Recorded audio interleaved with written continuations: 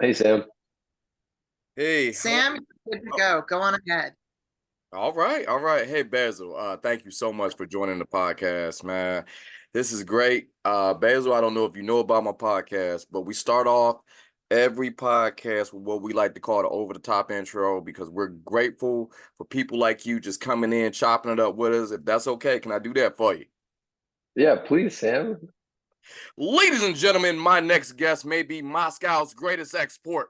He is an award-winning filmmaker, game designer, and producer. You may know him from his work from Ditto Kids, On Thin Ice, and now his feature film debut, Dandelions. He is a globe-trotting shutterbug with tremendous precision to attention to detail, and not to be afraid to share his journey through your eyes and ear holes.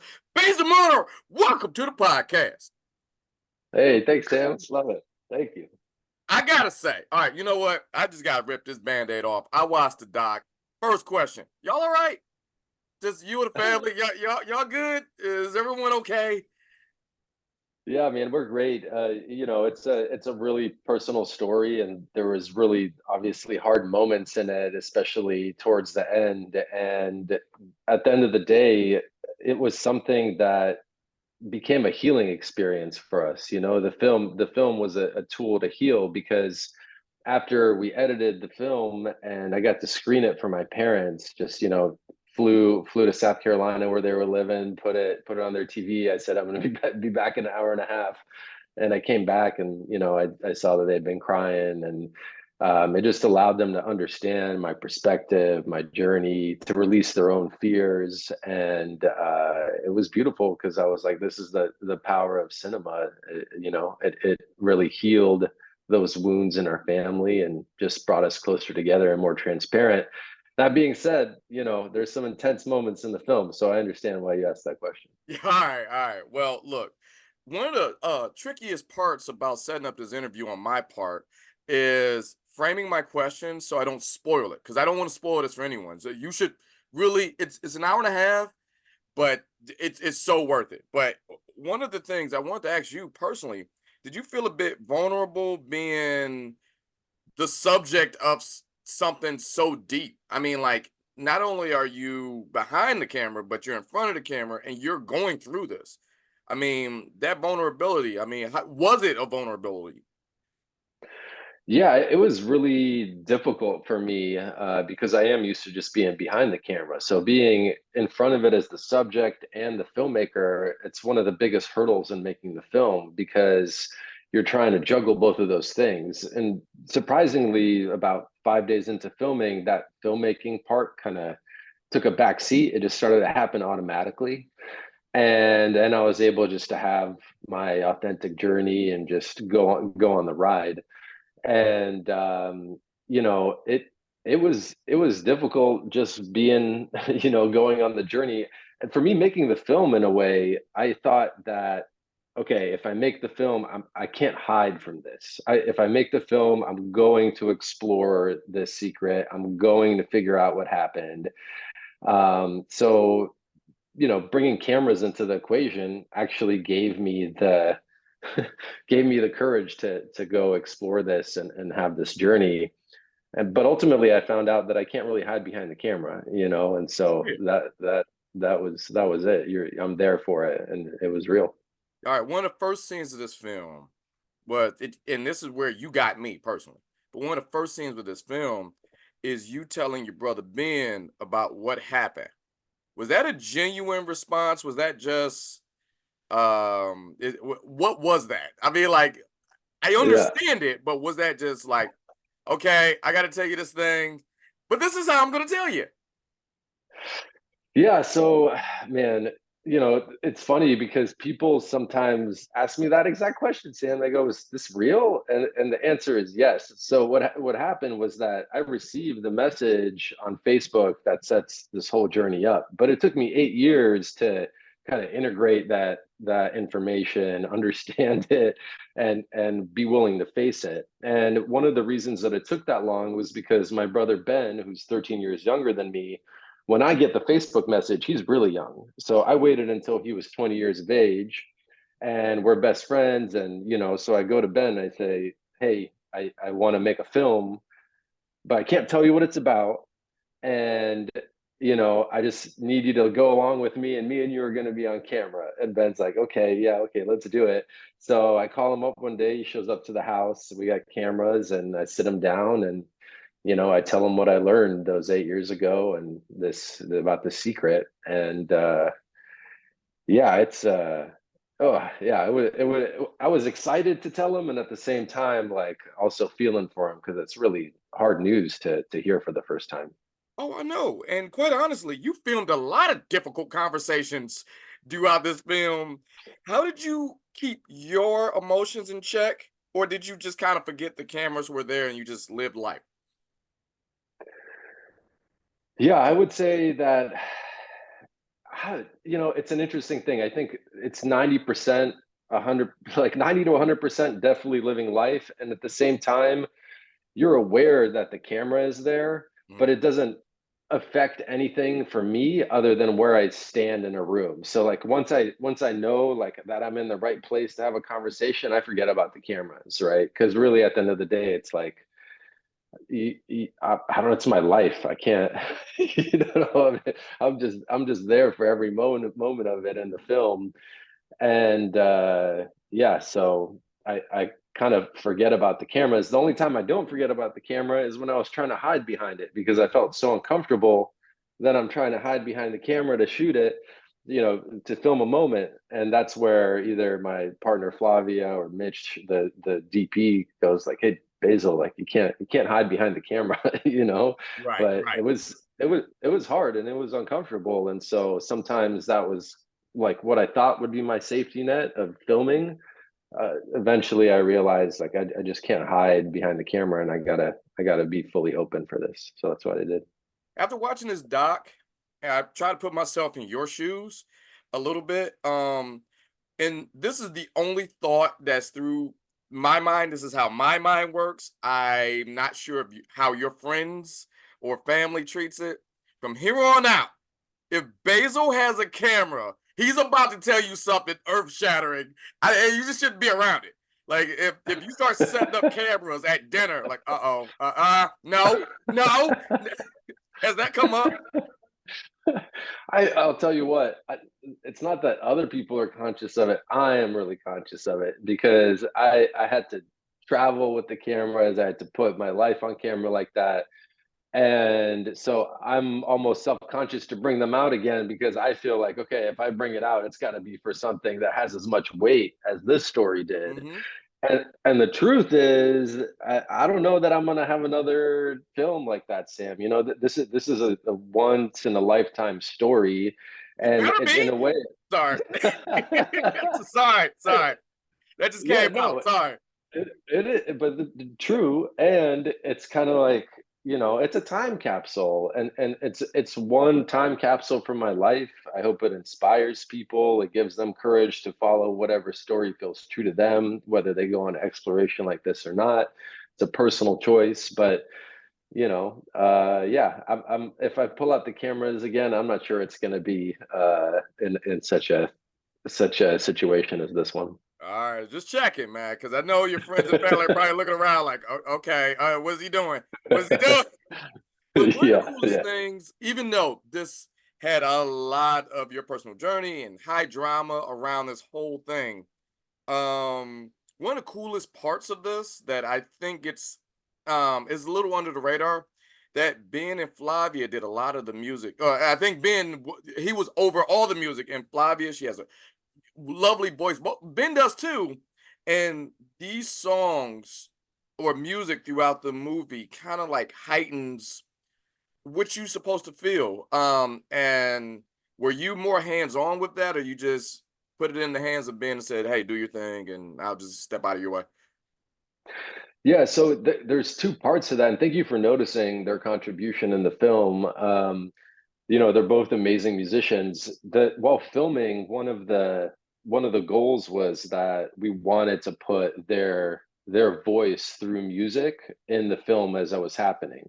So we would record kind of live sessions with them, just sitting on the couch or whatever, playing acoustic guitar, singing, and most of those moments made it into the film.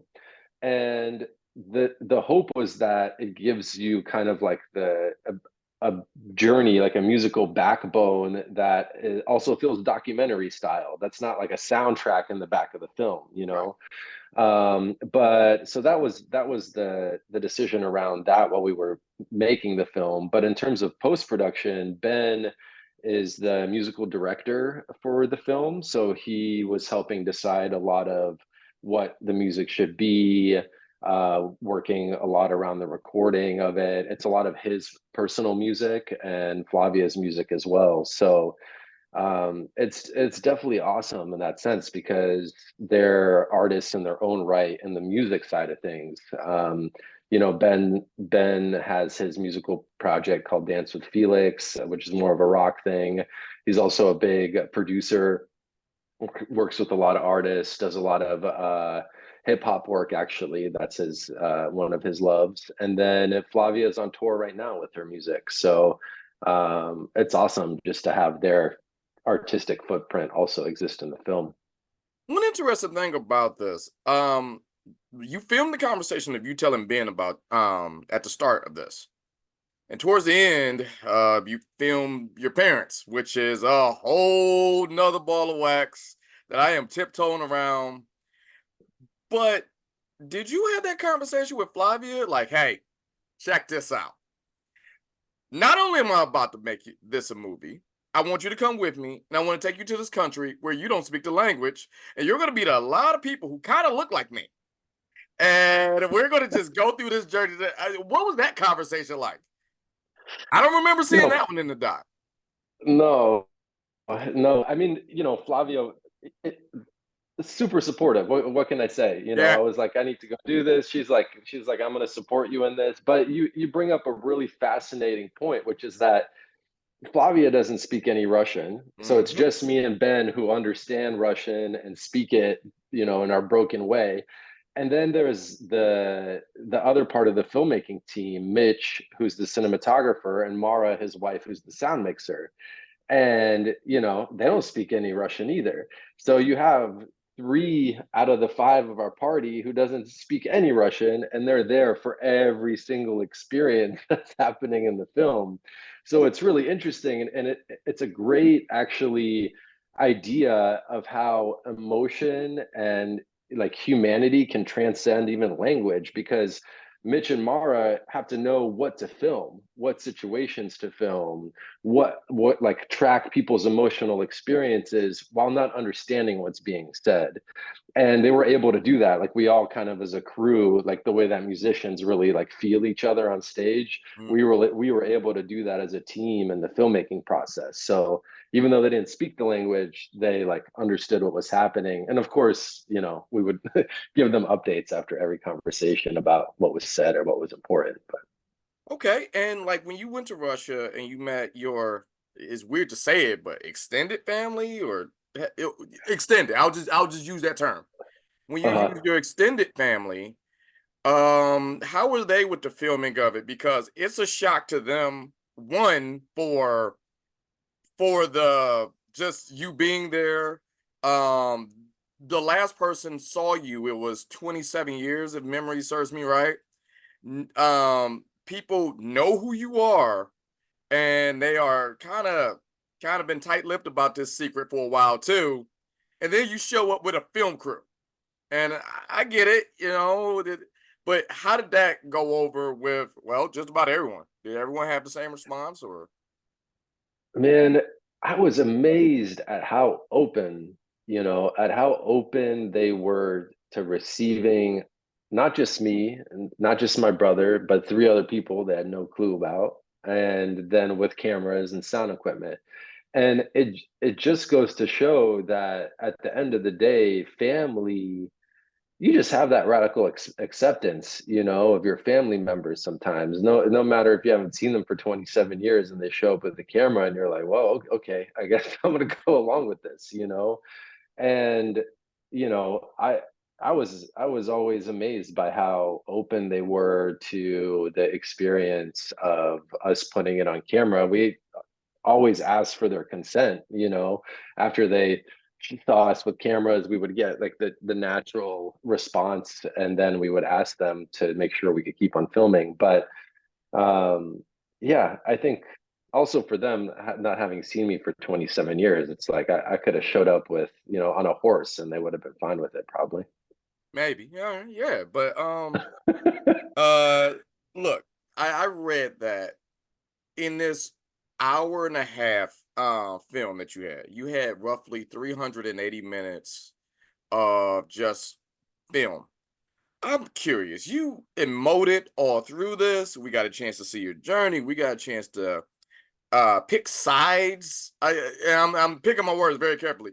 Every time you film someone, there is sort of like, oh, I totally see why they did that, or oh no, that person's wrong, and you could understand it from the film point of view. What was left on the cutting room floor? I'm curious. You gave us everything. What else was left? Mm. So what's in the film is that 300 something hours of footage cut down to tell the most neutral story that shows everybody's perspective without trying to slant the film in one perspective over another. The reason that a person makes a decision around something in their family can be just as valid as somebody else's, even if it's completely different.